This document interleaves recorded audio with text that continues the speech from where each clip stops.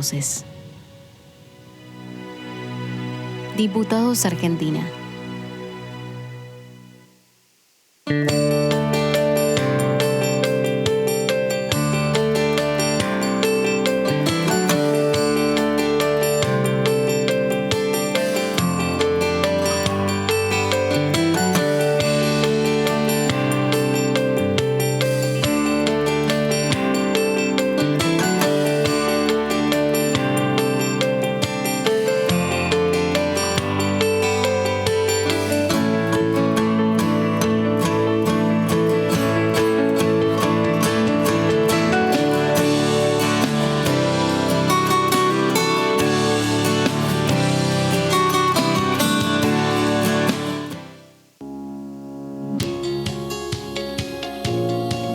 La Cámara de Diputados tiene 257 miembros.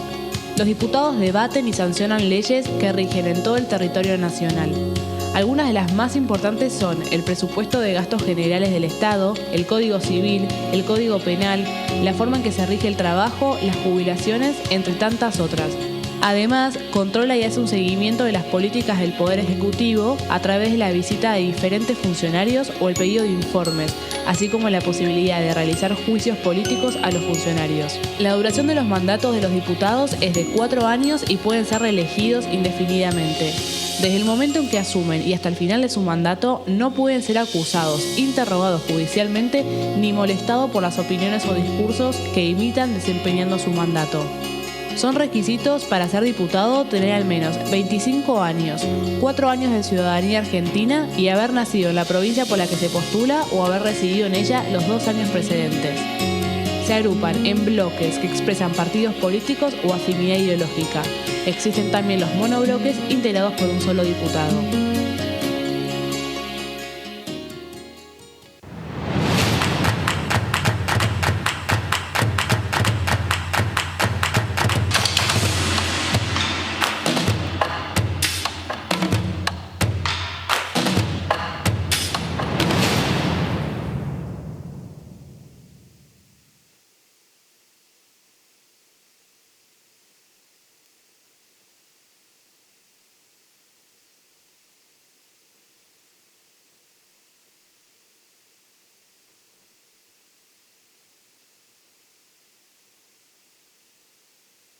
Este sos vos.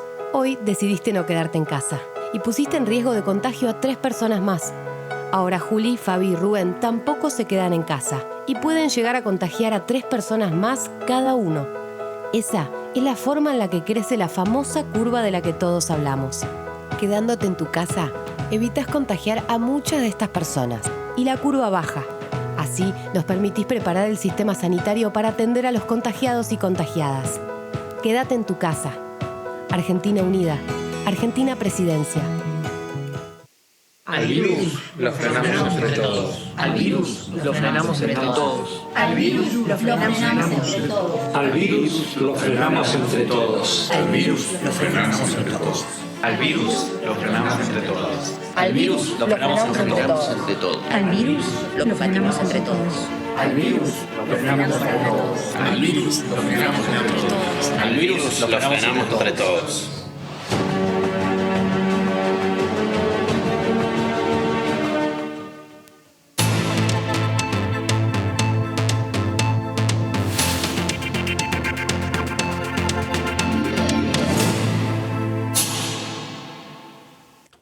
¿Cómo les va? Muy buenas tardes, bienvenidos a DTV, el periodismo en el Congreso. Hoy pasó muchísimo, pero pasó muchísimo durante esta semana. Primero voy a presentar a los que más saben de los pasillos en el Congreso. Vero Benaín, ¿cómo andás? ¿Qué tal, Meli? Buen día, Muy ¿cómo bien. va? Buenas tardes. De rojo ahí para ponerle potencia a este viernes informativo. Y también tengo el gusto de saludar a Amanda Alma, con quien nos conocemos, dice el archivo que nos conocemos hace ya varios años. Hace varios años, cuando recorrías los pasillos también acá del Congreso y cubrías todo lo que pasaba. Hacía lo que podía. Para muy ese bien, entonces. muy Ahora bien. también hago lo que puedo, pero bueno, ahí.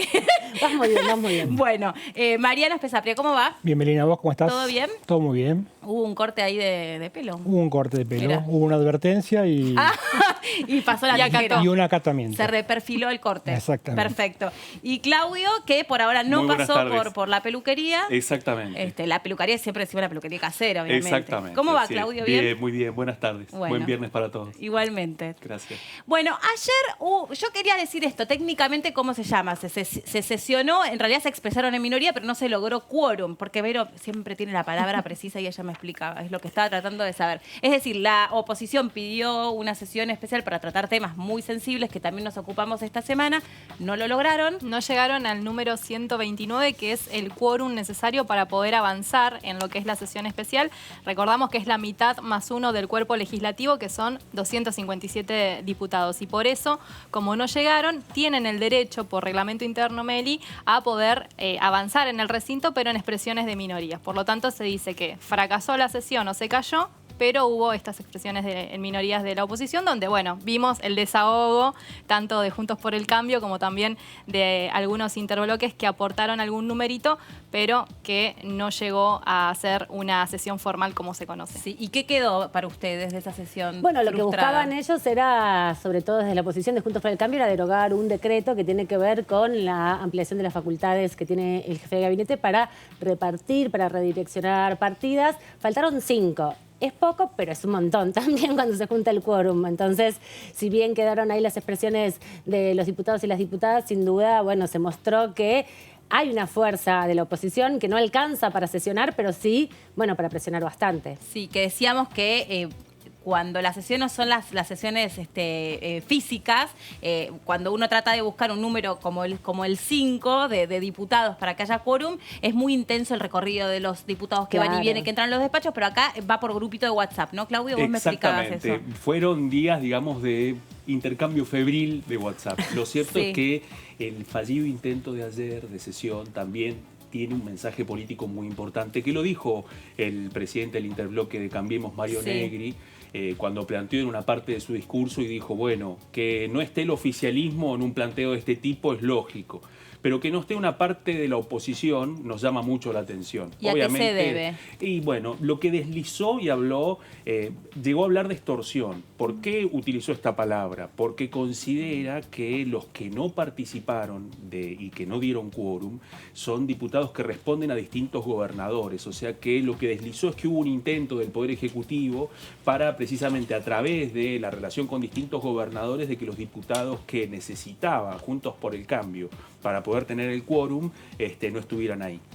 Entonces, digamos, ese es el planteo. Esa es la previa después de lo que termina diciendo el interbloque de Cambiemos, que dice, dejaron sin quórum a la democracia. Claro. Entendamos que es un poco la antesala de la pirotecnia verbal que se va a empezar a dar en este escenario, en donde nos vamos a encontrar la puesta a prueba del sistema mixto de sesión y en discusiones políticas de este tipo, planteos altisonantes que buscan dejar planteada esa situación, pero en concreto sesión no hubo. Muy bien, hay que echar mano a los recursos literarios para que todavía tengan su peso propio en sesiones virtuales, donde la palabra es el eje central.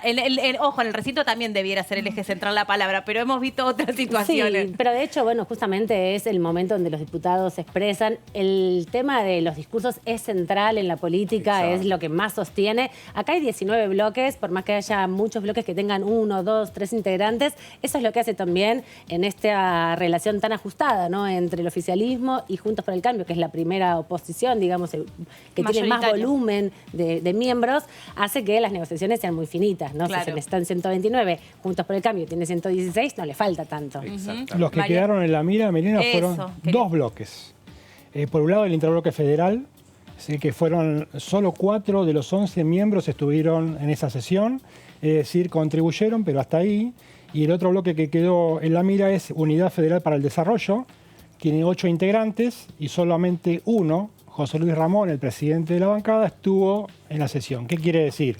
Hicieron el doble juego de, por un lado, reclamar, digamos, que ese decreto del Poder Ejecutivo sea derogado para atribuir facultades al jefe de gabinete, y por el otro lado hay muchos de esos legisladores que integran una alianza tácita o explícita con el oficialismo y no estuvieron en el recinto. Sí, en realidad lo que sucede también con esto es que se arman estrategias también a la hora de poner en escena una sesión de este estilo. Y es un poco lo que dice Mariano.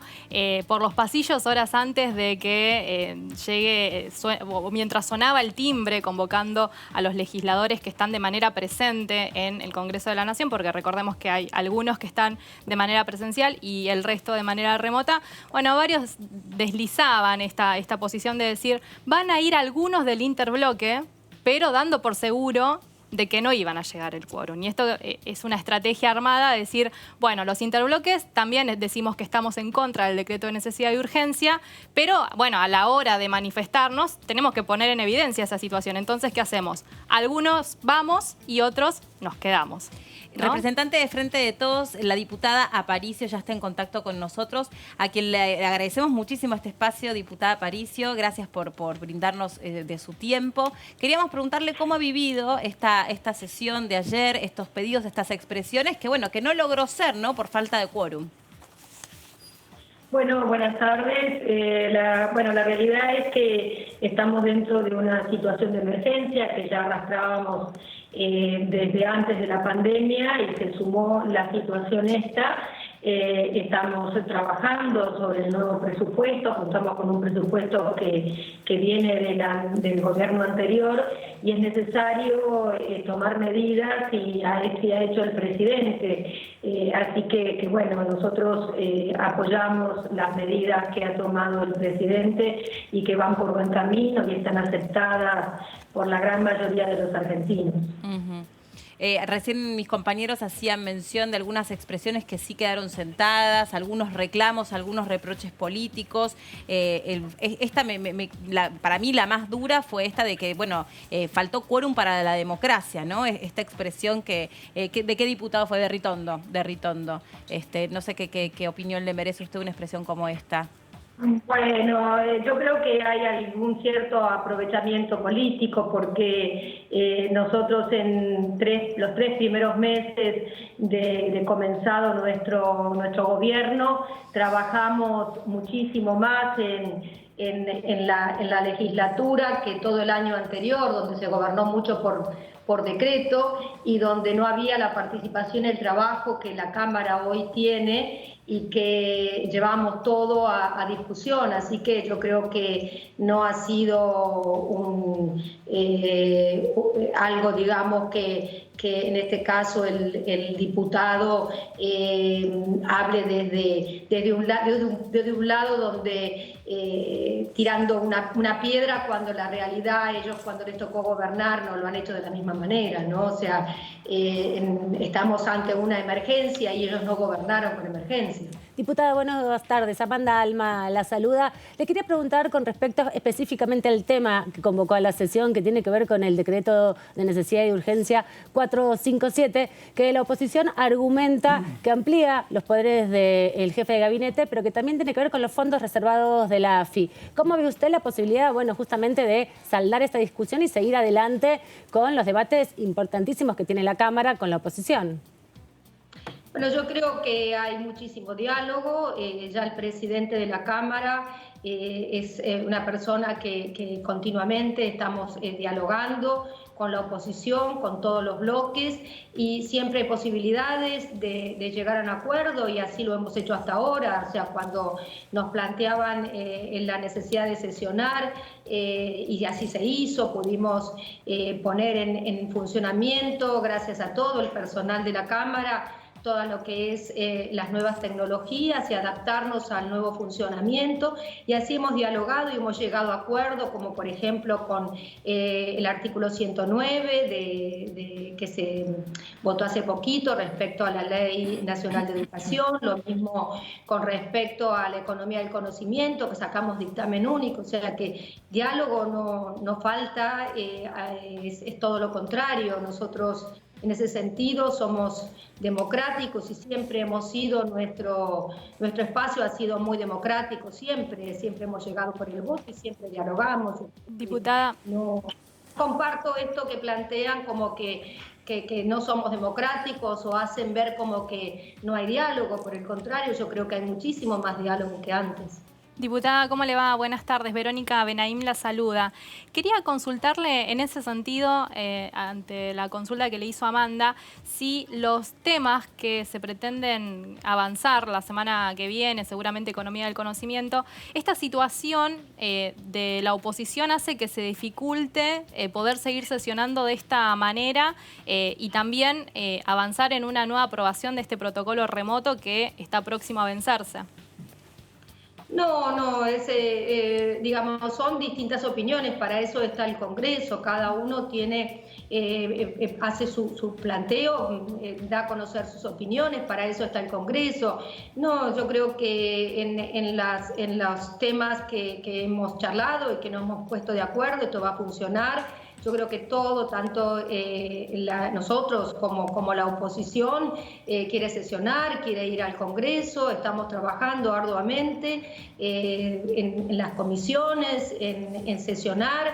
Ustedes tengan en cuenta que estamos con toda una tecnología nueva, sobre todo para los mayores o como yo, que estamos en situación de riesgo por la edad.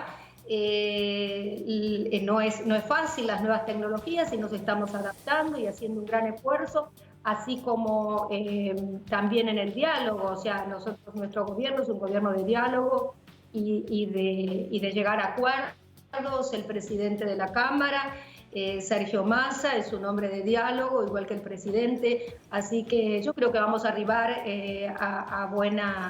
a tomar buenas medidas y a ser razonables todos.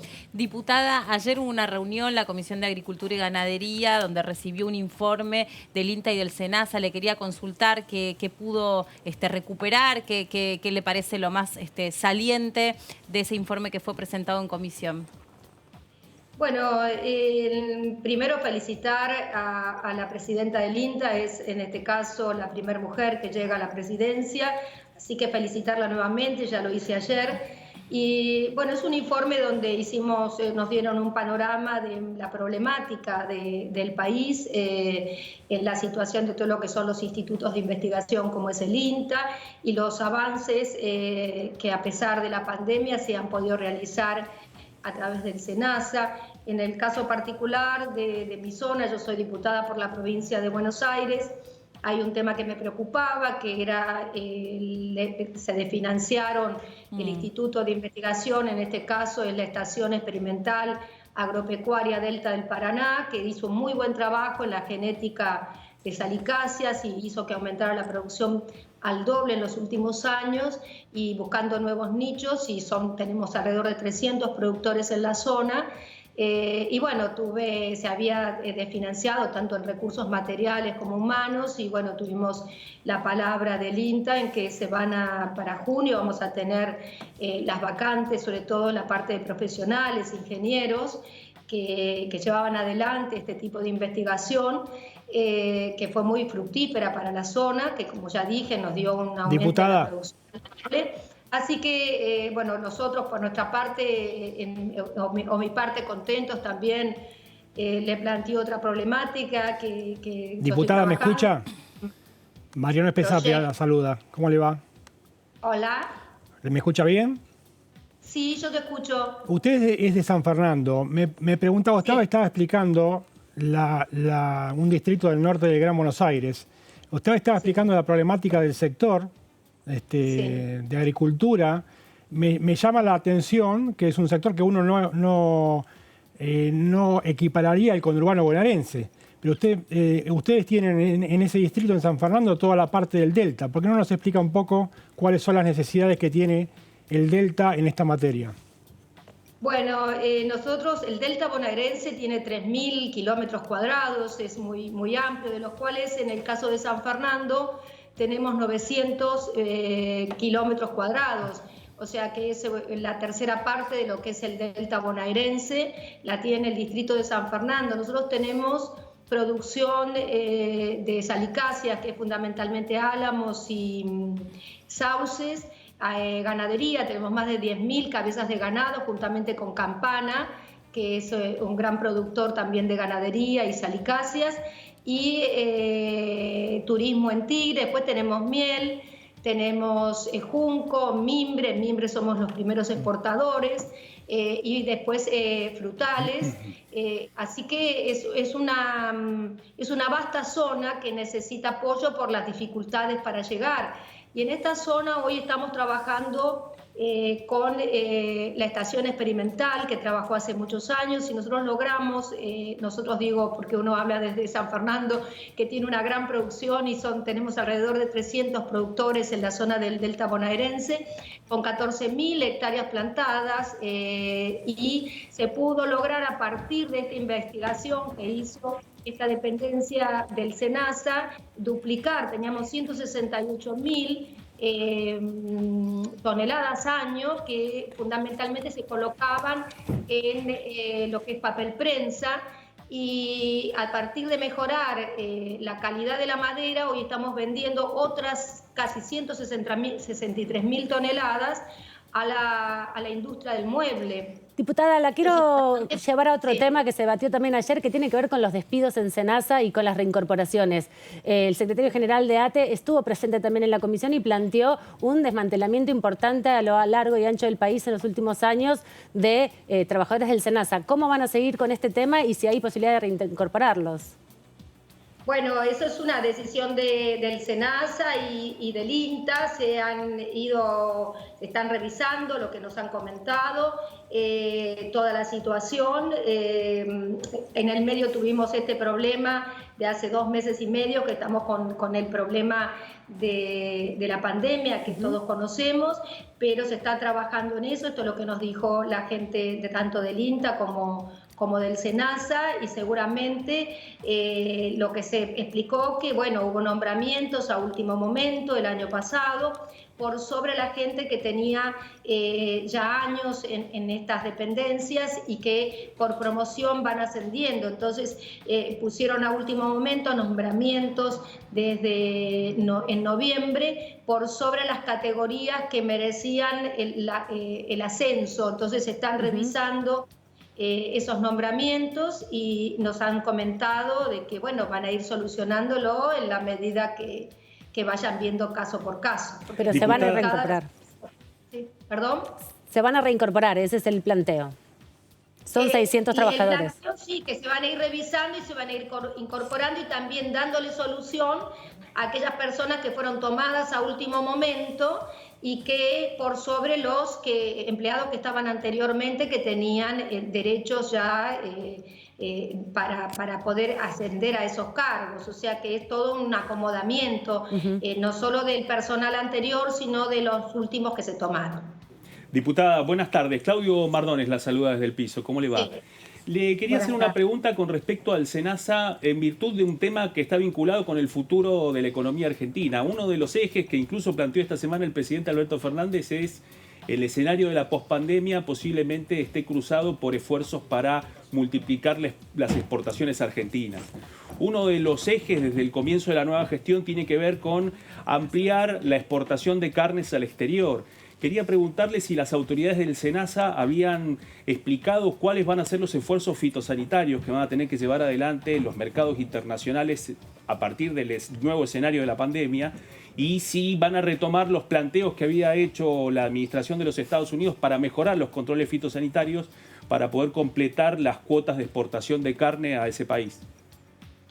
Bueno, sí, están trabajando en ese tema, y fundamentalmente hablaron de seguir vacunando, porque Brasil levantó la vacuna justo en el límite respecto a lactosa, y también se trabajó mucho en lo que es el control de brucelosis, que es uno de los convenios que se firmó con China. Seguramente vamos a tener que trabajar mucho en ese sentido, porque la pandemia nos ha dejado secuelas. Sabemos que las enfermedades zoonóticas son las que vienen produciendo las pandemias que estamos teniendo.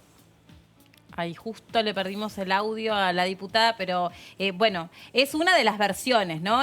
Mientras tanto, usted seguramente nos sigue escuchando, así que le queremos agradecer, diputada Parisi, de esta manera ya sí la despedimos.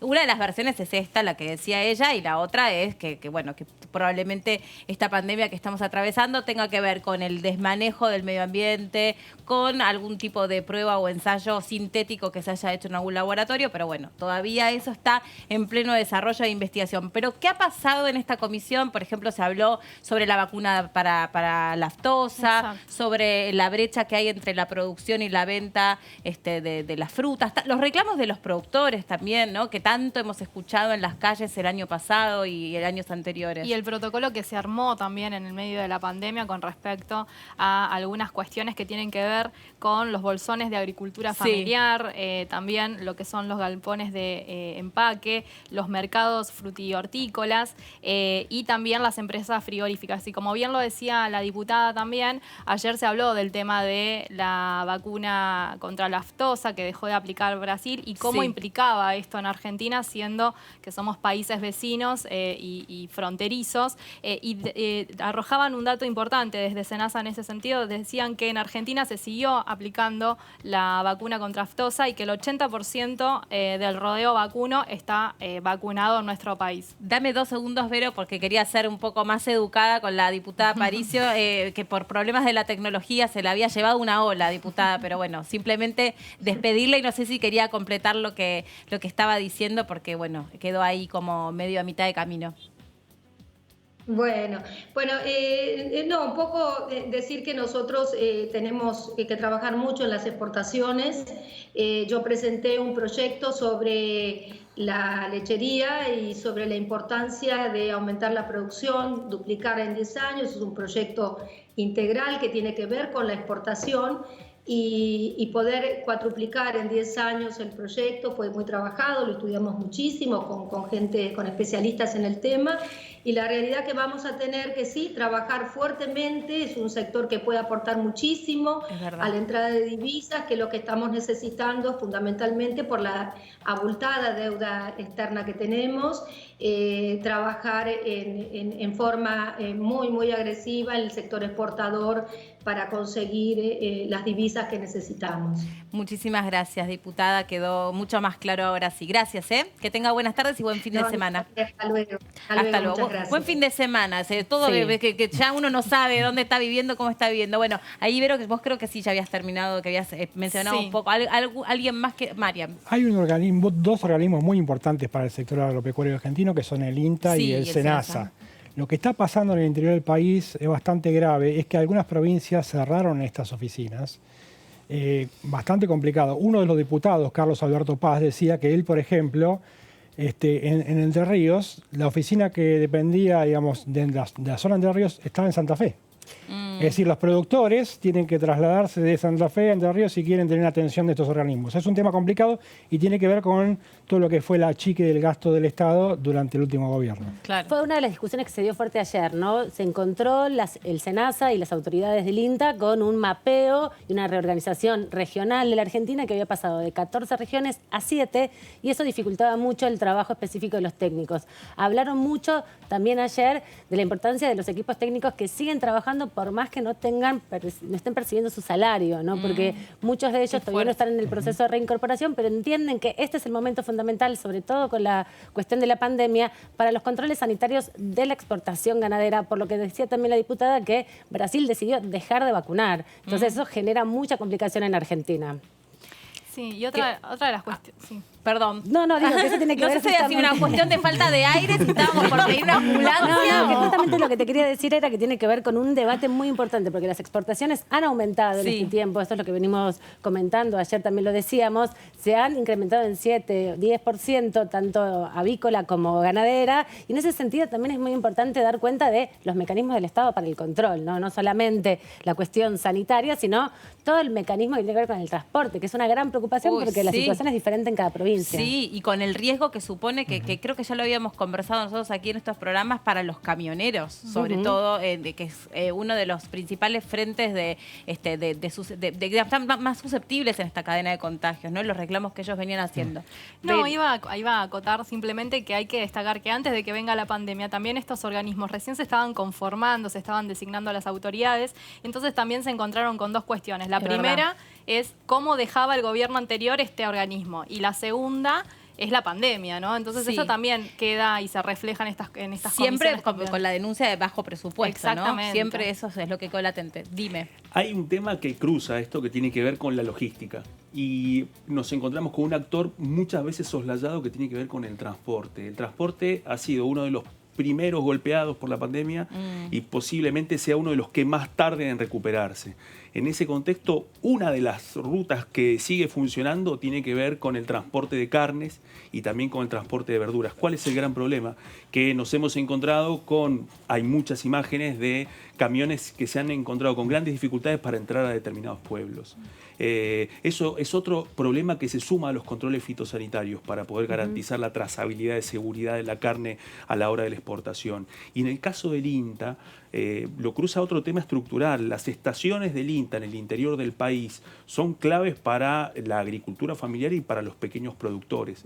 No solamente que ya vienen muy golpeados, digamos, por el achicamiento del INTA, sino que hasta ahora todavía no hay señales de cuál va a ser el proceso de recuperación y cómo va a trabajar el INTA con los grandes y pequeños productores del interior del país. Bueno, dos institutos muy importantes que están vinculados a una situación que se hereda para esta nueva gestión, a donde lo que se denuncia básicamente es vaciamiento, falta de presupuesto y falta de herramientas para poder hacer frente a un contexto que ya venían enfrentando, más el de la pandemia. Le quiero consultar al diputado de la oposición, al diputado Ketlas, que ya nos está escuchando a través de Skype, espero que también viendo. ¿Cómo le va? Buenas tardes, diputado.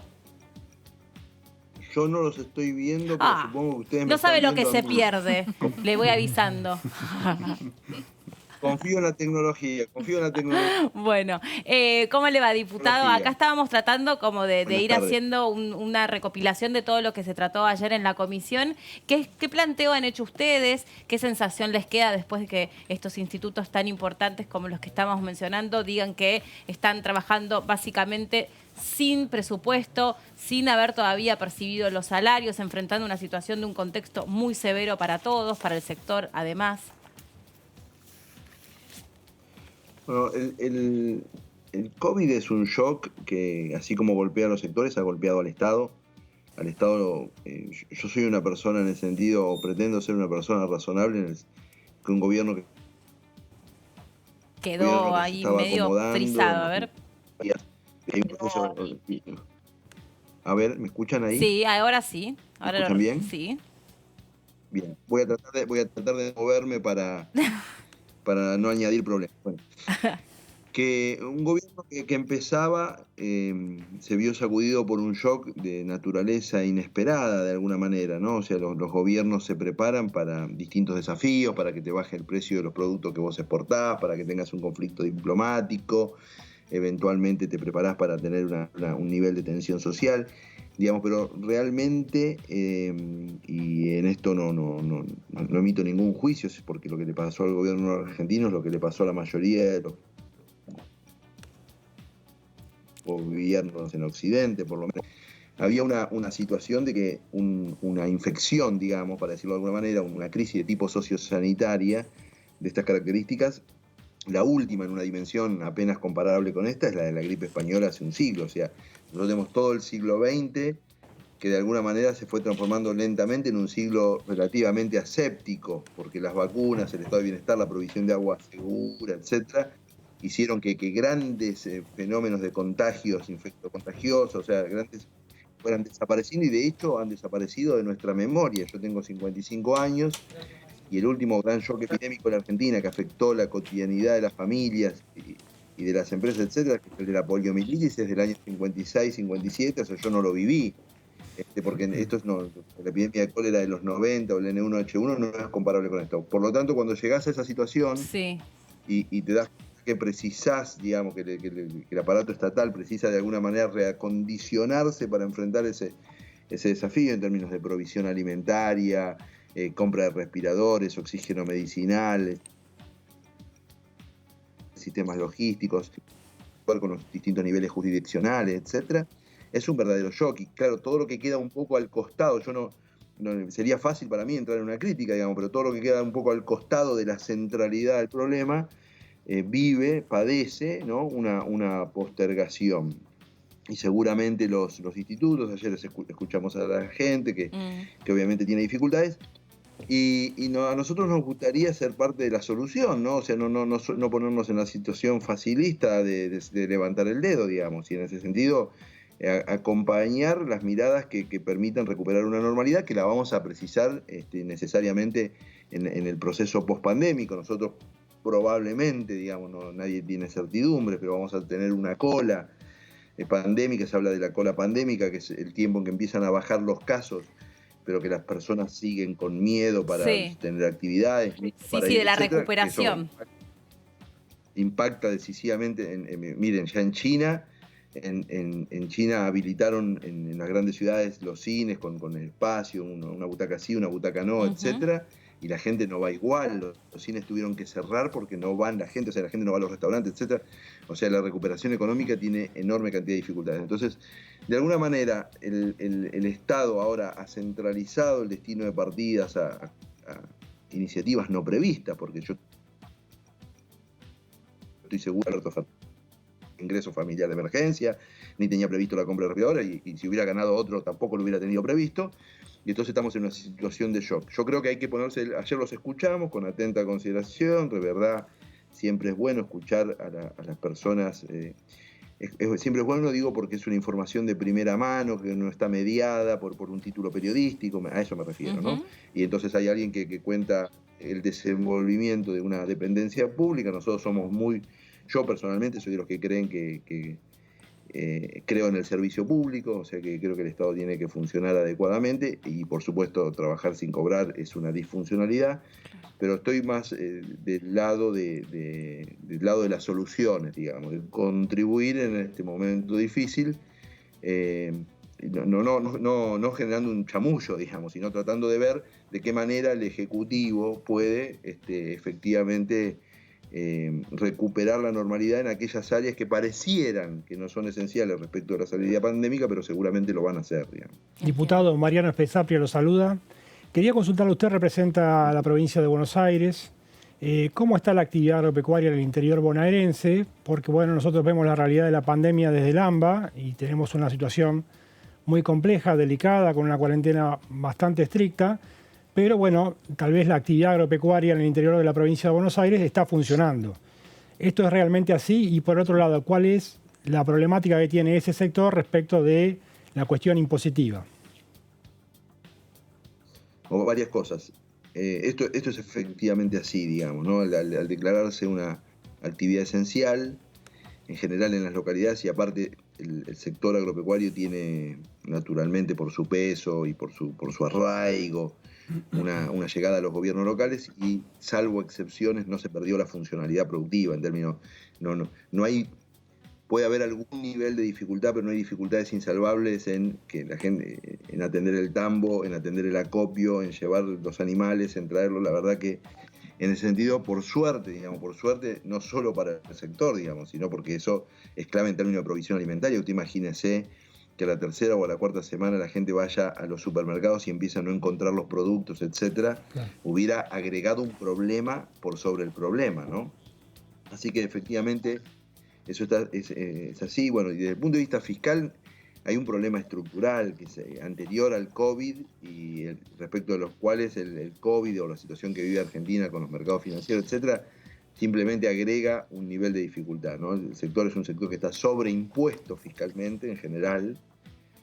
Cuando uno se hacen los cálculos de rentabilidad y qué porcentaje de la inversión, hay estudios muy interesantes de una organización que se llama FADA, que cultivo por cultivo y región por región establece cuál es el costo fiscal, y se da cuenta de que muchos años pasa de que hay una cantidad de cultivos que según la región quedan al borde de la rentabilidad, o en caso de rentabilidad negativa, o rentabilidad positiva escasa, y eso a veces es visto, bueno, hay en definitiva, bueno, hay rentabilidad Diputado. positiva, pero si no hay una rentabilidad que... Sí. ¿Cómo le va? Buenas tardes. Claudio Mardones lo saluda. Disculpas que lo interrumpa. Quería consultarle sobre uno de los temas que ustedes analizaron ayer en la tarde y tiene que ver con la situación del INTA. Usted bien sabe, como urbanista, que el INTA a nivel del interior del país y especialmente en la provincia de Buenos Aires, las estaciones del INTA juegan un papel muy importante, no solamente para mejorar la calidad de los cultivos, sino también para poder trabajar con las distintas comunidades agropecuarias. Sin embargo, uno de los temas que se debatieron tenía que ver con el debilitamiento del INTA en los últimos años. Quería preguntarle en su nuevo rol opositor, pero quería preguntarle si en el bloque no han analizado y si han hecho alguna autocrítica sobre la política agropecuaria del gobierno de Mauricio Macri, y especialmente con un tema que estuvo muy presente durante los últimos 4 años, que tiene que ver con la situación del INTA. ¿Han revisado esa posición? ¿Tienen un proyecto alternativo a partir de ahora en este nuevo rol opositor? Pero por sobre todo quería preguntarle esto, si han hecho alguna autocrítica con respecto a la utilización de estos organismos. Mire, el INTA, que es una institución de un prestigio internacional extraordinario, que conjuga la extensión y la investigación, que es un caso muy raro, porque en general en los países donde hay actividades de extensión, la investigación se hace en otro lugar, y que ha tenido resultados maravillosos, es una institución a defender. Lo que pasa es que yo no tengo claro que la defensa de las burocracias públicas siempre sea aumentar el presupuesto, digamos, ¿no? Los procesos de jerarquización, de foco, de rediseño institucional, de adecuación institucional. Esta idea es un poco, a mí entender, es un poco rústica la idea de que uno fortalece un sector simplemente cuando asigna crecientemente presupuesto. Las necesidades, los resultados de la política agropecuaria del presidente Macri, y me reservo las diferencias que yo pudiera tener, digamos, se puede ver claramente con los rindes y el crecimiento en los sectores a lo largo de los años, a pesar de las dificultades climáticas inclusive, ¿no? O sea, el aumento de las exportaciones de granos, de carnes, todo el salto exponencial en algunos cultivos, el trigo que estaba pasando una situación muy delicada, 2 récords seguidos de producción de trigo, etcétera. No es un milagro, ni mucho menos, simplemente que en algunos cultivos se bajó la carga impositiva y eso produjo un incentivo a cultivar.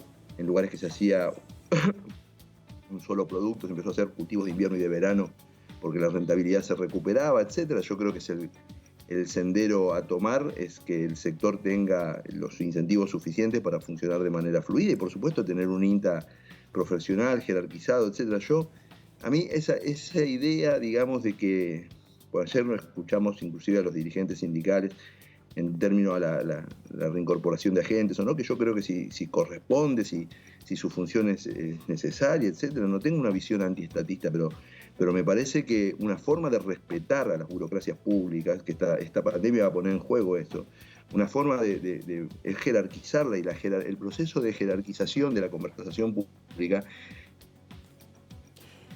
es que se precisan en cada momento. Diputado. No una visión genérica de que cuando tengo un Estado... Diputado, lo saluda Sí, Amanda escucho. Alma. Le quiero preguntar, una de las críticas que se hizo muy fuerte ayer fue el retroceso en la división de regiones, ¿no? Que en el gobierno anterior se habían reducido de 14 a 7 y eso dificultaba muchísimo también los controles y la implementación de políticas públicas. ¿Cómo analiza usted entonces esta necesidad de profundizar la presencia del Estado por un lado en un contexto como este y cuando Brasil ha dejado de vacunar contra la aftosa, que es un límite concreto físico y también económico con nosotros, ¿no? Con Argentina? Son 2 cosas distintas. Podría ser una sola...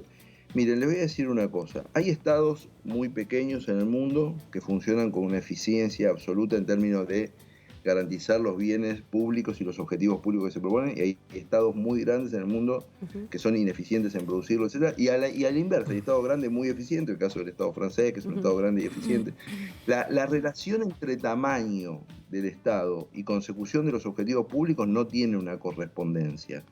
Y de hecho, en el caso argentino, podemos decirlo, nosotros tenemos un montón de actividades donde el Estado tiene intervenciones quirúrgicas, o sea, intervenciones pequeñas, y se logran los objetivos, y otras en donde el Estado gasta un montón de cosas, hace un montón de cosas, etcétera, y no termina, por ejemplo, en seguridad o en el servicio penitenciario, y no termina de lograr los objetivos que se debería proponer. Entonces a mí me parece que este es un tema y lo tomo porque es un tema medular que estoy planteando. Ahora, si efectivamente usted tiene un país sociocomercial con el que tiene miles de kilómetros de fronteras, que relaja una política sanitaria en la que usted puede verse involucrado, hay muchas cuestiones. Primero hay una acción de tipo diplomático, porque efectivamente comerciales y una acción de tercer país sobre el cual uno no tiene ningún gobierno en principio, puede afectar intereses propios, tiene una acción diplomática que hacer. El anterior gobierno, el que venga, digamos, ¿no? O sea, eso corresponde hacerlo. Argentina ha tenido problemas muy severos sistemáticamente con relación a la sanidad vegetal y de animal con Brasil y con Paraguay, históricamente, porque nosotros tenemos criterios más estrictos, pero eso es con independencia del gobierno de Cambiemos, de Alfonsín, Duhalde siempre, y con independencia de quien gobierne el otro lado, digamos, ¿no? Porque han tenido estados más relajados, etc. Así que sí, creo que obviamente el cuidado, y voy a decir más, ustedes saben que para darle un poco de actualidad a esta conversación, el COVID, ahí está la hipótesis de que el COVID nace como una enfermedad zoonótica, ¿no? O sea, por los mercados húmedos, que China suspendió a fines de febrero, etc. Y una derivación, pareciera ser natural del COVID, es que el mercado mundial de alimentos futuros va a estar muy cruzado por la idea de inocuidad, digamos, ¿no? O sea, los países que van a poder ser protagonistas, ¿sí?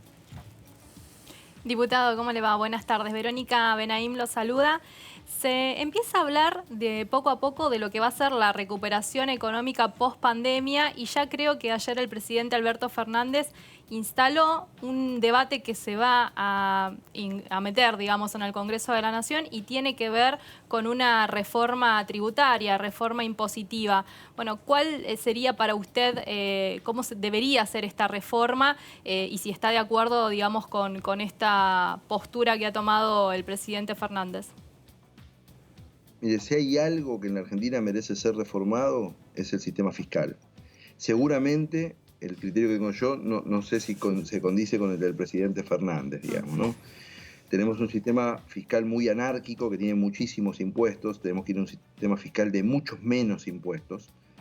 Tenemos que darle estabilidad a la cuestión fiscal, o sea, la gente no puede estar cambiando las alícuotas todos los años. O sea, tenemos que saber cuánto precisamos recaudar para qué objetivos públicos. Tenemos que cambiar algún sesgo que tenemos en el sistema fiscal, o sea, sobreimponemos el consumo y sobreimponemos el trabajo y está subimpuesta el patrimonio. Pero básicamente tenemos que ir a un sistema fiscal mucho más sencillo, mucho mejor articulado con las provincias, que combata decisivamente la informalidad fiscal, digamos. O sea, nosotros tenemos una cantidad de actividad en negro. En general la gente cree que la actividad en negro solo se vincula a las actividades económicas marginales o de baja escala, pero la actividad en negro recorre toda la escala de complejidad económica en la Argentina.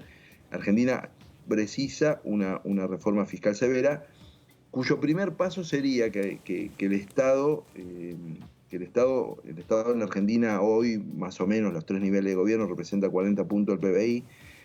Al salir de la pandemia vamos a hacer más porque va a bajar mucho el PBI privado, no porque haya crecido el Estado, digamos, sino por los cierres, etcétera. Seguramente llegaremos a 50 puntos del PBI.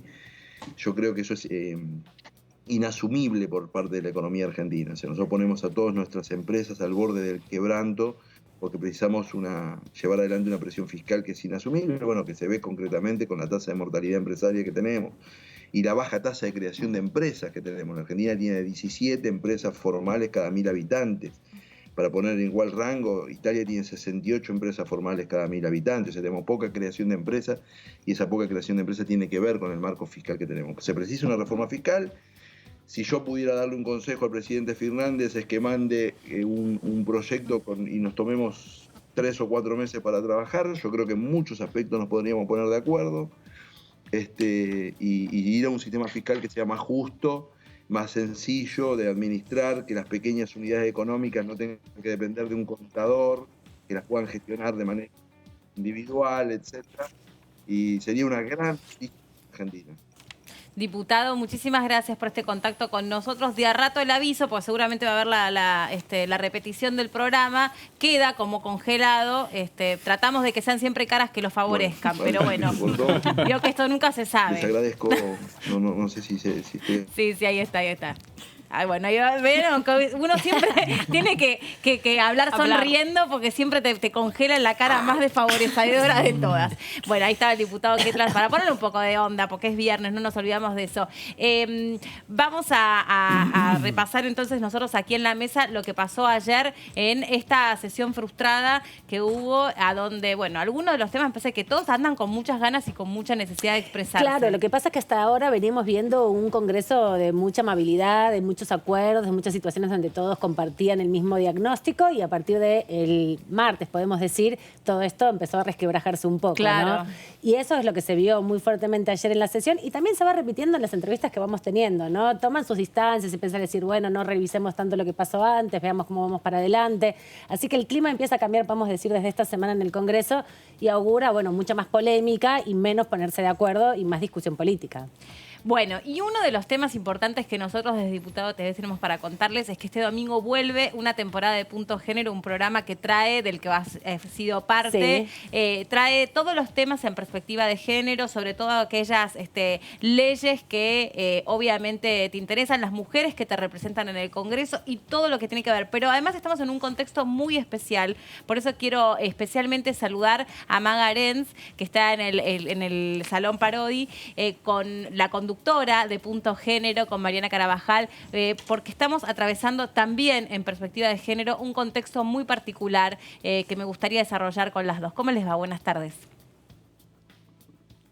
Buenas tardes, ¿cómo estás? Estamos en el Salón Delia Parodi, justamente el nombre de la primera diputada en alzar la voz, de la primera vicepresidenta de la Cámara de Diputados, y estoy con una gran referente, no solo de Dipus TV, sino también una referente conocida por todos en lo que respecta a materia de género. Gracias por tu tiempo, Mariana.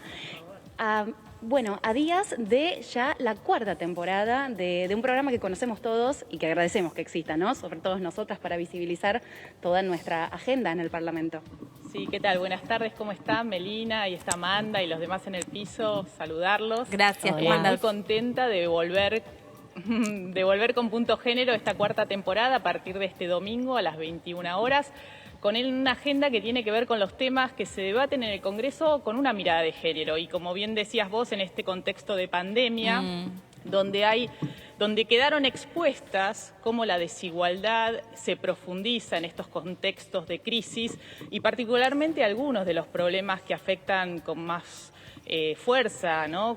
Sabemos a las mujeres y a otras identidades femeninas, como es el tema de la violencia machista. Así que ese va a ser uno de nuestros temas centrales este domingo, en relación a lo que se viene haciendo, lo que falta y los proyectos que en relación a esta problemática podrían llegar a discutirse en la Cámara de Diputados y en el Senado también. Vamos a hablar, además, de qué ayuda se le está dando desde el Estado a la población trans, que sabemos que es un grupo de población muy vulnerable, históricamente discriminado, y en función de eso, en este contexto donde muchas de las compañeras trans sobreviven de la prostitución, se encuentran aún más afectadas en este contexto de crisis generado por el aislamiento social preventivo y obligatorio. Sí, a donde yo pensaba, Mariana, ¿cómo te va? Un gusto saludarte a través de la pantalla de TV y te felicito por este programa que pone, le echa un poco de luz también a cuestiones que van acompañando toda esta lucha que llevamos adelante muchas mujeres, independientemente del lugar que ocupamos en la sociedad. Pensaba que también estamos ante una nueva revolución, porque tal vez nunca antes tantos hombres estuvieron tantas horas conviviendo con su familia, que han adaptado a su casa como el lugar de trabajo, han tenido que repartir forzosamente tareas con las mujeres. Bueno, esto pone de manifiesto una nueva revolución, o fuerza un poco más esa revolución feminista, tal vez. No sé cuál es tu mirada sobre esto, pero es algo sobre lo que vengo pensando mucho, ¿no? Hombres y mujeres trabajando a la par, conviviendo con sus hijos, repartiendo tareas domésticas en el mejor de los casos. No sé qué sensación te queda a vos. Mira, es un gran tema el que vos señalás porque el teletrabajo al cual nos viene obligando esta cuarentena no es lo mismo para las mujeres como para los varones, sobre todo en los hogares donde hay niñas y niños pequeños, ¿no? Sabemos que las tareas domésticas, el limpiar, el cuidar, el cocinar, recae mayoritariamente sobre las mujeres, aún en los mejores escenarios domésticos donde haya reparto de tareas. ¿Qué pasa en los casos de madres y padres separados, por ejemplo, ¿no? La mayoría, los niños pequeños se han quedado con las madres en estos 60, 70 días que vienen de cuarentena. ¿Qué pasa con las cuotas alimentarias? Bueno, hay un montón de temas que trascienden esta situación de crisis que estamos atravesando y que es importante poner la lupa y que el Estado también esté presente. Hay un montón de temas que me parece que es muy importante analizarlos con perspectiva de género porque sabemos que las circunstancias no son las mismas y lo que ha potenciado esta pandemia es la profundización de las desigualdades que ya venían de antes, ¿no? Sí, el otro día también mencionábamos sobre otras cuestiones, cuántos velos se han corrido a propósito de esta pandemia, con problemas coyunturales, preexistentes, prepandémicos, pero que ahora, bueno, no podemos meter debajo de ninguna alfombra y este es uno. Te doy la palabra, Amanda, porque Sí, bueno, te salís de la vaina. Primero, saludar a Mariana, porque Punto Género es muy importante para DTV y para la Cámara de Diputados, porque por aquí han pasado muchas diputadas de todos los bloques y porque también hemos podido profundizar, ¿no?, en temas de agenda que a veces parecen marginales o marginalizados. Mucho trabajo, porque también hay impulsos a paridad. Te voy a extrañar, Amán. Sí, lo que pasa es que la actividad parlamentaria te voy a extrañar. Va a ser fuerte este año. Y contarnos también, Mariana, lo importante que tienen todos esos otros temas de la agenda que por ahí no son la violencia específicamente y que también son fundamentales, como por ejemplo los proyectos de gestión menstrual, los proyectos que hay vinculados a la inclusión. Sí, mira, y justamente salimos con Punto Género este domingo entre dos fechas emblemáticas, ¿no? Porque se cumplieron ayer 15 años de la campaña nacional por el derecho al aborto legal, seguro y gratuito, con este reclamo pendiente quedó porque en cuanto el presidente Alberto Fernández estaba por mandar el proyecto del gobierno de despenalización y legalización del aborto, empezó la cuarentena y quedó postergado. Todavía no se sabe cuándo va a ser este envío. Y por el otro lado, este miércoles 3 de junio se cumplen 5 años de la primera movilización de Ni Una Menos, ¿no? Como dos hitos, la primera marcha, la primera movilización, ¿sí? Entonces estos dos hitos que han generado en estos 5 años un florecimiento, podríamos decir, de las demandas del movimiento feminista, con un crecimiento sobre todo del activismo joven, ¿no?, de las pibas, y esto ha repercutido en lo que tiene que ver, por un lado, en el gobierno, donde en las áreas, en los distintos ministerios hay áreas de mujeres y diversidad, con la importancia que esto tiene para la transversalización de políticas públicas. Y por el otro lado también esta agenda con más fuerza en la Cámara de Diputados y en la Cámara de Senadores y en los municipios. Creo que esto es lo importante y por eso señalaba Amanda que hay otros temas de agenda, por supuesto. Uno de los proyectos que ingresó en estos días tiene que ver con sacarle impuestos justamente a las toallitas, rosas. Lo que uno dice toallitas femeninas, pero que es, claro, el higiene, los implementos para el higiene menstrual, pero también tenemos que pensar qué pasa con el nombre de la Cámara de Diputados, ¿no?, que dicen diputados, pero también son diputadas. ¿Qué pasa con la paridad? Que esta paridad que se aprobó, pero que siempre parece que le ven la posibilidad de hacer alguna trampita, entre comillas, para que cuando deja el cargo un diputado para asumir en la función pública en algún el Poder Ejecutivo, no es reemplazado en un cargo, gracias, no es reemplazado por una mujer. Entonces también han ingresado 2 proyectos un poco para mejorar la letra chica de cómo se cumple con la paridad. De eso también vamos a estar hablando en Punto Género. Mariana, ¿qué tal? Buenas tardes, ¿cómo te va? Primero, felicitaciones y buen comienzo de programa. Soy Verónica Benaim y te quería consultar respecto a un proyecto que ingresó por parte del Ejecutivo Nacional y que tiene que ver con la ratificación del convenio 190 de la OIT contra lo que es la violencia y el acoso en el mundo del trabajo. Bueno, tu parecer, tu mirada y cuál es la importancia de que esta iniciativa se ratifique en ambas cámaras. Mira, es muy importante. El presidente Alberto Fernández lo mencionó entre los proyectos que iba a enviar en el discurso inaugural de las sesiones ordinarias este año, que parece que quedó tan lejos, ¿no? en otra Argentina. Y es muy importante ese convenio porque lo que hace es obligar a unos estándares mínimos para prevenir las violencias, en plural lo decimos, en el ámbito del trabajo. Incluso, por ejemplo, en los mensajes, en los chats, por fuera del horario de trabajo, que a veces llegan ese tipo de comunicación ingrata, desagradable, y eso también está, después va a haber, una vez que se ratifica, que Argentina lo ratifica, hay todo un proceso a nivel internacional de que entre en vigencia, porque otros países lo tienen que ratificar también, y no es que es de un día para el otro que esto se pone en marcha, pero a partir de la ratificación por parte del Congreso en Argentina, se deben adecuar las leyes para incluir estos estándares mínimos que estableció la Organización Internacional del Trabajo en una asamblea general que se hizo en Ginebra el año pasado y que ha marcado un hito, realmente es un hito. Por ahí a veces no tenemos dimensión de cómo estas normativas, estas legislaciones nos impactan en nuestra vida cotidiana, y un poco en Punto Género tratamos de acercarla, ¿no? Esto que parece tan lejano como un tratado internacional, ¿qué tiene que ver con mi vida? Bueno, tiene que ver mucho porque la mayoría de los que están en el trabajo y muchas mujeres sufren situaciones de violencia, y lo digo en plural. A veces es acoso, a veces es otro tipo de maltrato, y lo que viene a marcar este convenio, una vez que se apruebe, es que las leyes en Argentina van a tener que adecuarse y mejorar, porque de eso se trata, para decirlo en pocas palabras. Mariana, ¿cómo te va? Claudio Mardones te saluda desde el piso. Muchísima suerte este domingo, ante todo. ¿Cómo estás? Muchas gracias. Muy Mariana, bien, muchas gracias. Por favor.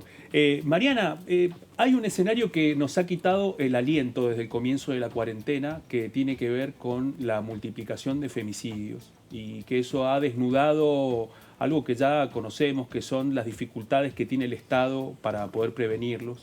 En este escenario de sordidez y de dolor nos hemos encontrado con que esas dificultades se han multiplicado. Además se suma otro escenario muy invisibilizado que tiene que ver con los travesticidios también, que es otra tragedia que viene multiplicándose hace mucho tiempo, que tiene muy poca atención de los medios. Quería preguntarte en estos dos casos, ¿cómo ves vos la agenda del Congreso para poder afrontar y revertir y prevenir los femicidios y los travesticidios? Y en concreto, si hay planes de acción concretos para poder evitarlo, para poder hacer algo en concreto, o si corremos el riesgo de quedar en la testimonialidad del dolor ante lo que está sucediendo.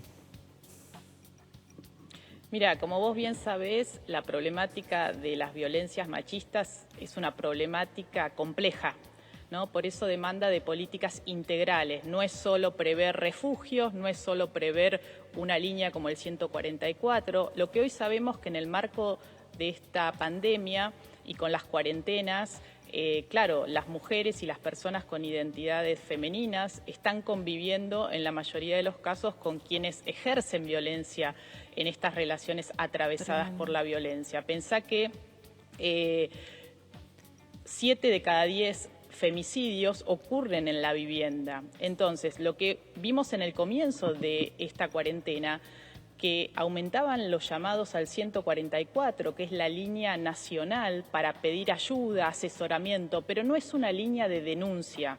Es decir, a una la orientan a dónde tiene que ir, a dónde puede recurrir, pero no es que está iniciando una causa en la justicia que después derive en una medida cautelar, por ejemplo, de no acercamiento o de exclusión del hogar. Entonces, lo que sí se vio es que aumentaron entre un 30 y un 40% las llamadas al 144, pero bajaban las denuncias, las denuncias en la justicia. Entonces, este es uno de los temas que vamos a hablar el domingo en el programa con Mariela Laboceta, que es la referente, la titular de la UFEM, que es la Unidad Fiscal Especializada en Violencia de la Procuración General de la Nación, que acaban de terminar esta semana un protocolo que se va a empezar a aplicar en la ciudad de Buenos Aires para facilitar la denuncia en la justicia. Es decir, que la policía pueda ir a tomar al domicilio de la mujer la denuncia que después abra un expediente en la justicia que deriven medidas de protección. Ahora, ¿alcanza? No alcanza porque ya veníamos de 4 años donde las políticas de género fueron desfinanciadas, donde veíamos que por ejemplo, los refugios que se habían prometido construir en el marco del Plan Nacional contra la Violencia que había anunciado el expresidente Mauricio Macri no se hicieron. Y hoy esta agenda estalla en este contexto donde las mujeres que están en situación de violencia hoy se sienten más desprotegidas porque sí, Mariana, ¿cuándo y van además, a ir a denunciar? Y además te agrego algo que mientras te escucho atentamente pienso que también se intensifica en épocas a donde estamos todos trabajando desde nuestras casas, en el mejor de los casos trabajando, mayor dependencia económica. Personas que a esta situación de estar viviendo con un violento, además, seguramente uno de los dos se haya quedado sin actividad económica, sin ingresos económicos, de modo que esto hace que todavía disminuyan más las posibilidades de que esa mujer pueda romper el silencio y pedir ayuda y denunciar.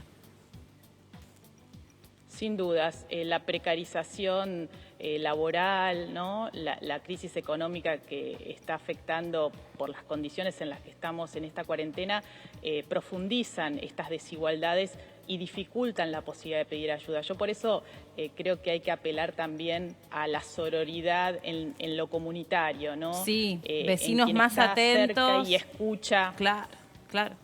Exacto, ¿no? Y la posibilidad de tenderle una mano a esa mujer, esa persona que uno sabe que tal vez porque escuchó, porque a veces las paredes son más delgadas y uno escucha, ¿no? Gritos, lamentablemente, tener la posibilidad, porque también las mujeres en otro contexto aprovechaban cuando él se iba a trabajar para ir hasta la comisaría o a la fiscalía o a la organización. O contarle a alguien. A denunciar. Contarle a alguien, romper el Exacto. silencio y por ahí aprovechar un llamadito telefónico para contarle a un familiar, un amigo, un vecino lo que están viviendo. Ahora están 24/7 con esa bestia, en esa trampa que termina siendo el lugar que antes podría haber sido de mayor seguridad para la mujer, que era su propia casa. No es menor igual, Mariana, Meli, que el ministerio que preside Gómez Alcorta también puso en funcionamiento líneas de WhatsApp, justamente por esta situación, porque tal vez ir a llamar desde un lugar y que suponía se escucha la mayor voz, exposición. exactamente, y tal vez un mensaje de WhatsApp podría de alguna forma facilitar la situación, ¿no? Eso también está en aplicación, ¿no?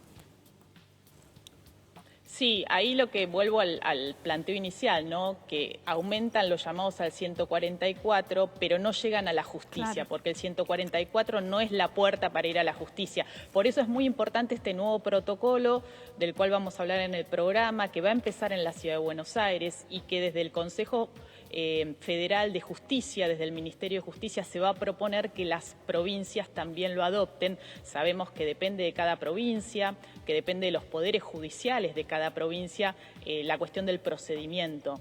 Entonces, creo que sí es cierto que hay, desde los distintos niveles de los gobiernos, están pensando cómo facilitar el acceso de las mujeres que necesitan pedir ayuda y que puedan llegar a la justicia, ¿no? Sabemos que en la provincia de Buenos Aires se acaba de aprobar la emergencia, lo aprobó esta semana la legislatura de la provincia de Buenos Aires, la emergencia en violencia de género, que esto para facilitar el manejo de fondos y también que se están entregando fondos de emergencia, haciendo convenios desde la provincia con los distintos municipios para que tengan fondos de emergencia para la urgencia, ¿no? A veces la mujer no tiene para pagar un remis, ¿no? Estamos hablando, o los para ir a pañales hacer la denuncia, cuando deja la casa. ¿Y a dónde va? ¿No? Porque hoy, ¿a dónde vas? Entonces me parece que la respuesta del Estado es poder articular las respuestas para cada situación, ¿no?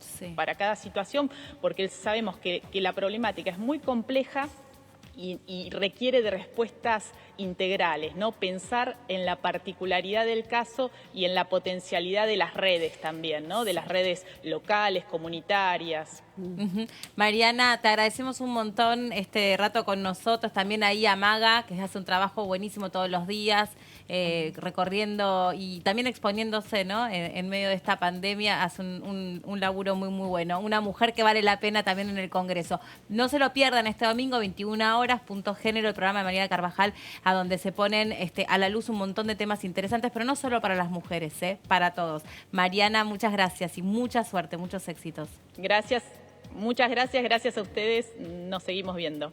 Chau, Maga, también. En un ratito volvemos con vos. Hacemos una pausa muy cortita y cuando regresemos nos metemos con un tema también muy interesante porque hubo una reunión en materia de prevención de narcotráfico. Allí se generó un debate interesante que ya me venían anticipando mis compañeros, pero todo eso en un ratito después de la pausa. Ya venimos.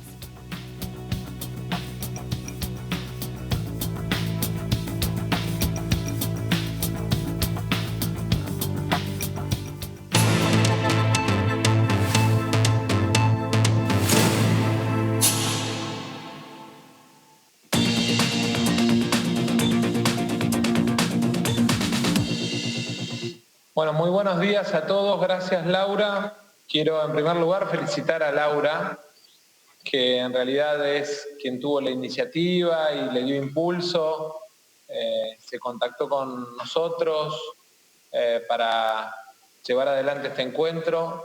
Quiero pedirle a Luisinho, a Luis Antonio Teixeira, de la Cámara de Diputados de Brasil, que está representando en este momento al presidente Rodrigo Maia. Boa tarde a todos. É prazer representar o Parlamento Brasileiro nesta reunião. Presidente Rodrigo Maia. Obrigado, Luisinho.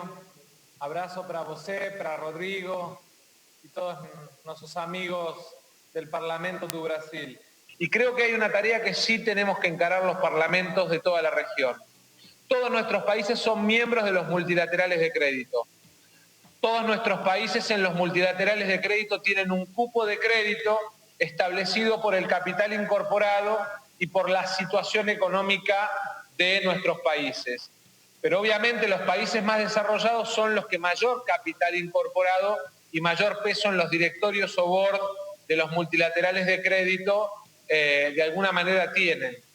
Creo que es responsabilidad de todos los parlamentos de América Latina exigir un porcentaje que debemos acordar de aporte extraordinario para recuperación post-pandemia de los países de América Latina, de todos los multilaterales de crédito, del Banco Mundial, del BID, de la CAF, de cada uno de los multilaterales donde los países en vías de desarrollo o los países de América Latina ya desarrollados tienen instrumentos para acceder a herramientas que le permitan recuperar el empleo. Y para eso es central que accedamos a crédito de largo plazo, a tasa absolutamente razonable, porque si los multilaterales no sirven para estas situaciones, es porque evidentemente no sirven para nada.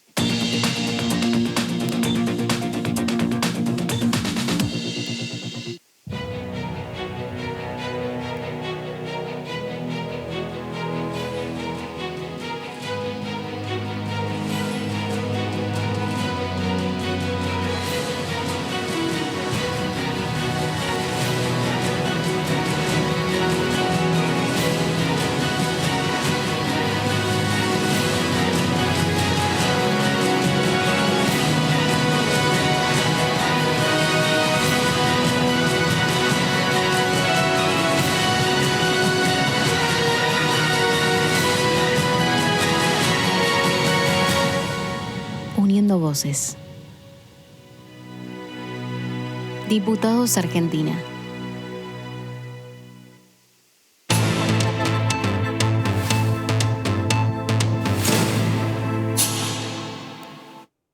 Hoy a las 11 de la mañana se reunió la Comisión de Prevención de Adicciones y Narcotráfico. Vamos ya mismo a presentar al titular de esa comisión, al diputado Di Giacomo, que nos está escuchando y seguramente también nos estará viendo. ¿Cómo le va? Muy buenas tardes. Bienvenido. ¿Qué tal? Buenas tardes. Ay, y estaba por estirar porque pensaba que no estaba ahí del otro lado. ¿Cómo anda? ¿Bien? Bien, muy bien. Acá lo estaba escuchando precisamente. Bueno, qué suerte. Gracias por estar ahí. Veo que todos tienen vastas bibliotecas. Los diputados siempre es el set por excelencia de todos los Skypes. Hoy me reía porque estaba apurando a los diputados que por ahí hablaban mucho en la comisión y por ahí les digo, terminemos porque tengo alquilado una biblioteca ahí atrás para que sabemos mucho y tengo que devolver. Está muy bien, está muy bien. Se la ve propia, digo, se la alquiló bien. Diputado, ¿qué fue lo más importante? Son muchos años. Ya lo creo. ¿Qué fue lo más importante que se trató hoy en esta comisión? También me parece interesante que trata no solamente la cuestión de las adicciones como enfermedad, pero también la cuestión de un delito tan importante y de tanto crecimiento en nuestro país como el narcotráfico. Sí, justamente lo interesante del tema fue primero que esta primera sesión nos permitió vernos y escucharnos, y además escuchar la voz autorizada de dos funcionarias del Ejecutivo, una de Cedronar, Gabriela Torres, otra del Ministerio de Seguridad, Silvia Larrufa, que de alguna manera nos pusieron al tanto del estado de situación actual respecto a esta problemática.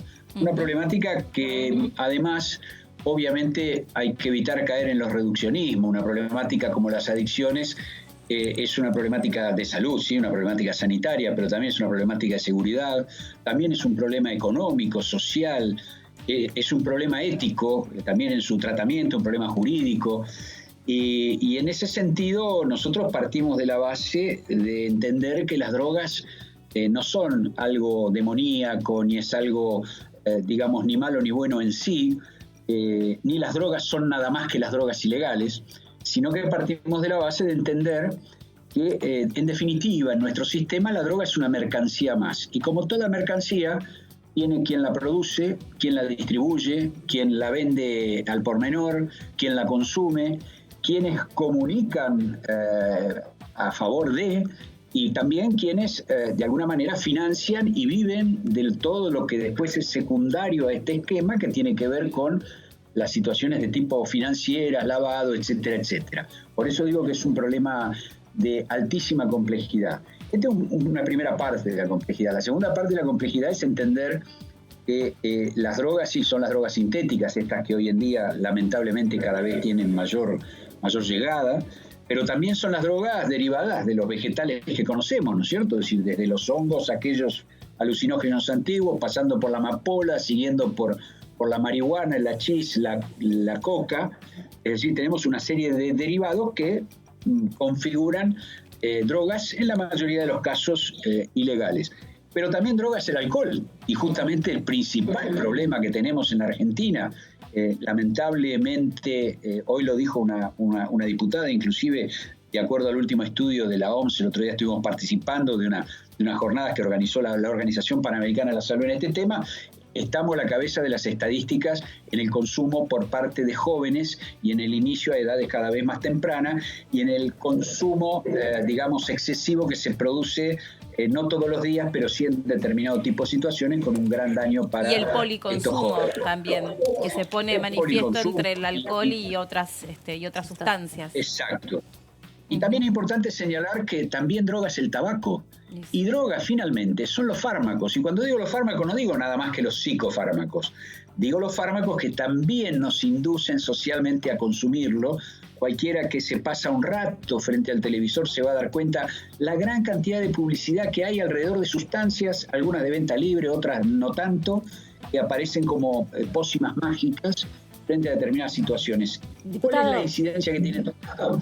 El llamarnos a consumir cosas, ¿no es cierto? Entonces, a partir de ahí es que tenemos que darnos una política de tipo abordaje integral, donde podamos comprender, entender y atacar donde se deba y como se pueda a todo este tipo de situaciones. Diputado, lo quiero llevar a un tema que es importante, que apareció al inicio de la comisión, pero después se viene replicando a lo largo del tiempo. ¿Hay posibilidad de dividir esta comisión en el sentido de trabajar de una manera el consumo problemático y de otra forma abordar la criminalidad que supone el narcotráfico? Sin ninguna duda, esto es una cuestión que se va a discutir en la comisión. Fíjese que yo hoy decía, un poco en esto estoy en minoría, porque muchos de los diputados que hicieron una expresión en este sentido, de las distintas fuerzas, decían de la importancia de dividirla. Yo soy especialista en estos temas, también tengo mi opinión, por supuesto que no tengo toda la verdad, tengo lo que tengo, nada más. Pero nosotros entendemos que es correcta la división en lo que hace a la cuestión de tipo ejecutiva. Es decir, una cosa es combatir el narcotráfico, una cuestión de seguridad sin ninguna duda, y otra cosa es prevenir y tratar las adicciones. Ahora, desde el punto de vista legislativo, yo considero que quizás no sea tan necesario la división, porque la legislación tiene que estar orientada a los dos aspectos. Por un lado, a lo que tiene que ver con la seguridad, y por el otro lado, está concatenada con lo que significa el consumo, la producción y la distribución de sustancias legales e ilegales. De todas maneras, son opiniones, para eso está el ámbito de la Cámara de Diputados y para eso está nuestra comisión, para que estas opiniones puedan debatirse y discutirse a lo largo de estos años. Diputado Mariano Espesapre lo saluda, buenas tardes. ¿Qué tal? ¿Cómo le va? Bien, se hizo alusión durante el transcurso de la comisión a la situación de Rosario y de Santa Fe, que es muy grave, ¿no? Como todos conocemos, mucha cantidad de homicidios en lo que va del año. Si no tengo mal, son 76 homicidios en Rosario vinculados al narcotráfico en lo que va del año. ¿Cuál es la perspectiva que tiene usted respecto de cómo combatir ese flagelo en la ciudad que se ha transformado en el paradigma del narcotráfico? Bueno, yo creo que es un paradigma, es un lugar altamente afectado, pero lamentablemente no es el único. Nuestras fronteras son fronteras permeables, son fronteras amplísimas y con multiplicidad de entradas. Ahí tenemos otro tipo de problema. Las grandes urbes son otro tipo de problema y lo vemos en lo que significan fundamentalmente todos los asentamientos, barrios vulnerables, como se les dice ahora.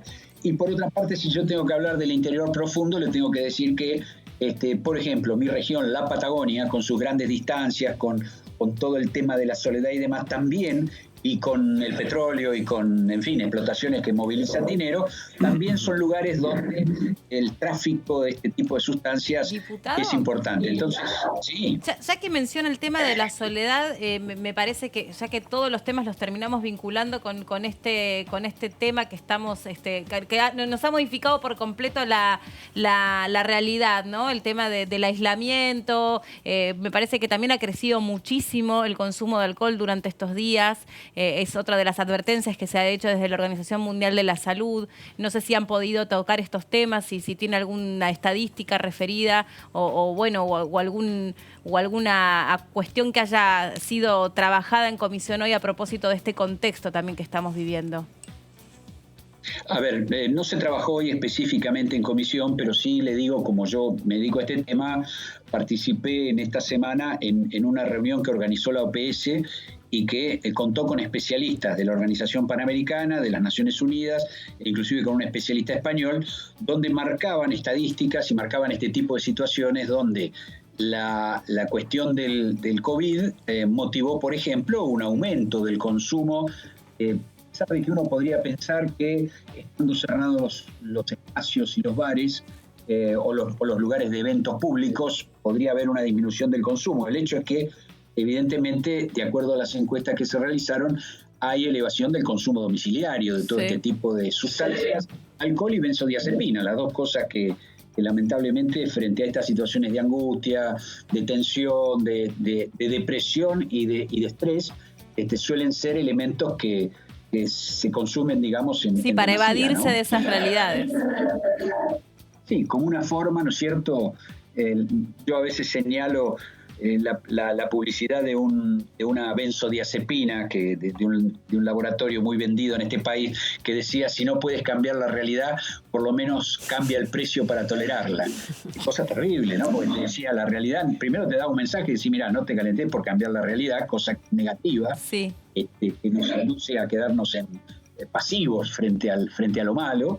Y por otra parte te decía, cambiar el precio, ¿cuál es? Y me atonto, ¿no? Este era el punto que muchas veces uno pone en discusión con las mismas personas, como diciendo, bueno, es muy tentador tomarse algo para dormir, es muy tentador tomarse un analgésico para que no te duela algo, es muy tentador, digamos, que una sustancia reemplace lo que en todo caso debería ser una actitud natural, ¿no? Como puede ser caminar, charlar, hablar, hacer un ejercicio, dormir, ¿no?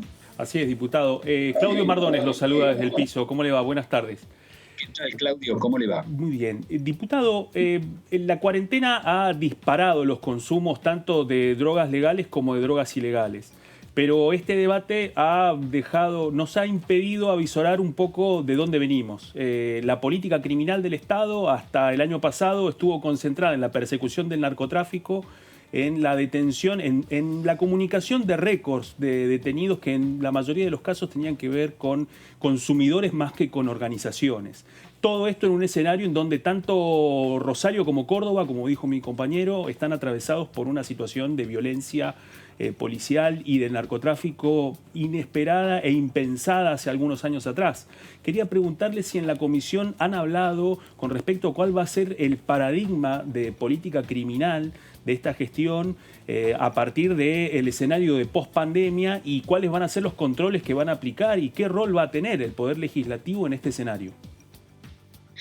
Bueno, se vislumbró, de alguna manera este es un tema que sin ninguna duda va a tener o va a generar tensiones y va a generar debates. Se vislumbró, por lo menos por parte de la funcionaria de seguridad, alguna idea acerca de ir tras las grandes organizaciones. También hubo un pedido por parte de algunos diputados también de los distintos bloques, o sea, no es que esto tenía una división que fuera de tipo político partidaria, sino evidentemente es un tema bastante transversal y convivencias muy diferentes de acuerdo a los lugares donde uno está, ¿no? No es lo mismo lo que opina alguien que viene de Santa Fe, que viene de La Rioja o que viene de AMBA, por ejemplo. Y no es lo mismo el efecto de las drogas en ese círculo o ese mundo quizás intelectual y de determinado nivel socioeconómico, el efecto de esas mismas drogas en la gente más vulnerable y más pobre y más humilde. Como no es lo mismo lo que sucede con un adulto, que dentro de todo podría tener determinada libertad de elegir con qué quiere vivir o con qué quiere morirse, de lo que significa lo que tiene que tutelar el Estado respecto de los menores de 18 años. Claro. En este sentido, la cuestión es discutible y está en discusión. Yo le diría que me parece que hay que atacar en ambas bandas desde el punto de vista de la cuestión digamos, del narcotráfico. Está demostrado además que todo tipo de abordaje del combate a este tipo de sustancias tiene que ir a todos los puntos. Tiene que ir a la producción, tiene que ir a la distribución y tiene que ir a la comercialización. Esto no significa transformar digamos, a quienes son víctimas en supuestos victimarios o ponerlos, ¿no es cierto?, como cabecera de la cosa. Pero también es cierto, y le voy a decir una cuestión, que cuando el ciudadano común ve que frente a su casa o en el barrio hay un kiosco que vende drogas, y si a este kiosco que vende droga, porque es un perejil, no le vamos a hacer nada, el ciudadano común empieza a tener una visión que es de impunidad, como diciendo, este tipo lo hace y no pasa nada, está todo arreglado. Entonces me parece que el mensaje a la sociedad tiene que ser, lo importante es destruir las grandes bandas criminales, por lo tanto también destruir a todos aquellos que desde la legalidad hacen el lavado de dinero, las finanzas, etcétera. Pero también es importante esos búnker y esos kioscos. Creo que ambas tareas son necesarias, son importantes para el mensaje que el Estado le tiene que dar a la sociedad acerca de que está verdaderamente persiguiendo todo lo que tiene que ver con el narcotráfico y el daño que produce. Diputado, ¿qué tal? Buenas tardes. Verónica Benaim los saluda. Quería consultarle, como patagónica también que soy, viendo el fin del mundo, fueguina, en algún momento en la provincia de Tierra del Fuego se deslizó la posibilidad de que se prohíba la venta de alcohol. No sé cuál es su parecer respecto a este tema. Y por otro lado, ¿qué pasa con las personas que tienen, que consumen, digamos, y que están en algún centro de rehabilitación respecto a este consumo? Si pudieron hablar de estos centros de prevención, si están funcionando, ¿cómo es la situación de esos lugares? Bueno, a ver, veamos las dos partes de la pregunta, ¿no es cierto? Con respecto a estos lugares, sí, la situación de aislamiento, la situación de dificultad que presupone esta época es todo un problema. Los centros siguen funcionando de acuerdo a lo que nos mencionaron las funcionarias, los AC, los DIAT, es decir, las distintas formas de organización que hay, así como todo lo que está nucleado en las comunidades terapéuticas. Esto está en funcionamiento, tiene que estar en funcionamiento porque son los espacios en definitiva donde la gente puede acudir a un tratamiento, puede acudir a hacer algo. Con respecto a Perdón, ¿y no se ha registrado ningún caso de coronavirus en esos lugares?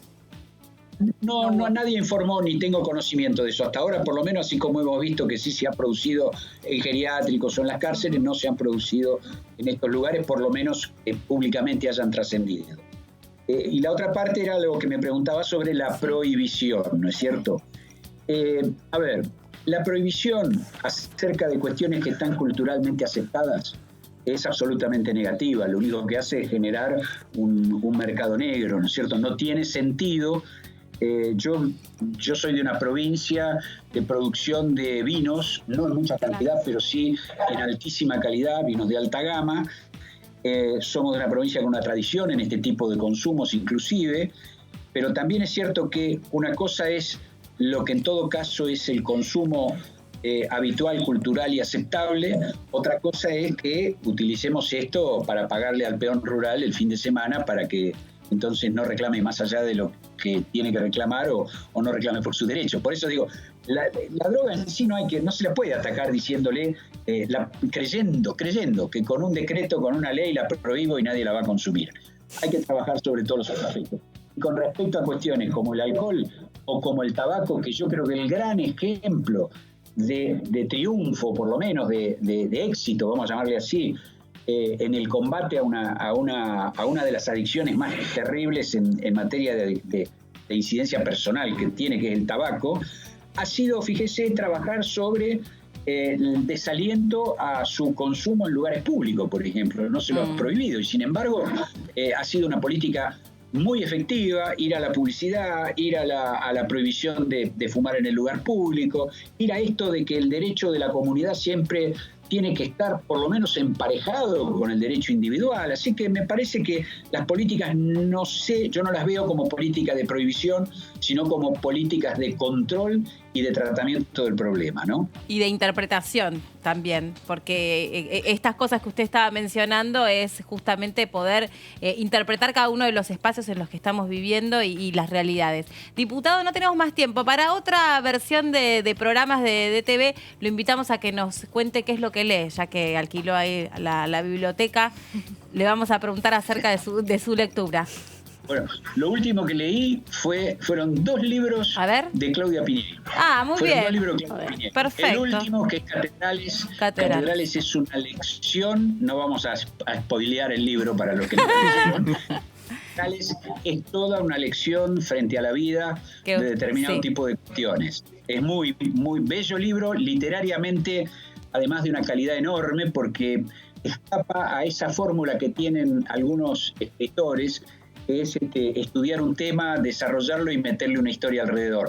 Es un libro realmente original. Me gusta esto de conocer que leen nuestros legisladores. Me gusta. Bueno, lo vamos a tener en cuenta. Gracias por estrenar esta sección que acabamos de inventar. Bárbaro, cómo no, a disposición de ustedes. Muchas gracias. Que tenga buen fin de semana, Hasta luego. Bueno, antes de despedirnos, porque nos quedan unos minutos, después les pregunto qué están leyendo ustedes, solo para chusmear, para intercambiar algunos títulos, pero ¿qué va a pasar la semana que viene? Bueno, lo que sí. ¿Quién lo sabe? A ver, no, un poco creo que se viene un gran debate, o al menos lo que va a pasar es que se confirmó la presencia de Santiago Cafiero para el mes de junio en el Senado de la Nación, y creo que también ahí viene una postura de la oposición en el armado de preguntas. La semana que viene van a tener que, desde el Senado, presentar sus preguntas para enviárselas al jefe de gabinete definitivamente, y creo que viene una parte ahí que tiene que ver con todo lo económico y sobre todo las provincias. Empiezan a preguntar, porque hay muchas provincias que están viendo cómo se está dando la distribución a nivel nacional, ¿no? Claro. Están pidiendo el reparto de dinero, y creo que vienen varias cuestiones que tienen que ver con coparticipación en ese sentido, y también algunas cuestiones que están vinculadas a los títulos del Tesoro Nacional. Así que me parece que vienen algunas cuestiones que van más por lo económico que por lo sanitario. Y en materia también de comisiones conjuntas, va a haber reuniones la semana que viene de la Comisión de Mujeres y Diversidad y la Comisión de Justicia, para analizar algunas modificaciones al Código Penal con respecto a la legítima defensa, por ejemplo. Estos son los temas que van a estar trabajándose la semana que viene en estas comisiones. Y un proyecto de ley que está postergado por 2 semanas consecutivas en la Cámara de Diputados, que es la de Economía y Conocimiento, conocimiento, que es la que ya tiene dictamen, está para ser tratada en la próxima sesión. Si Dios quiere, tal vez. Es posible que tengamos sesión. Y el tiempo nos acompañe, es posible que tengamos sesión. Así es. Y el Wi-Fi nos acompañe.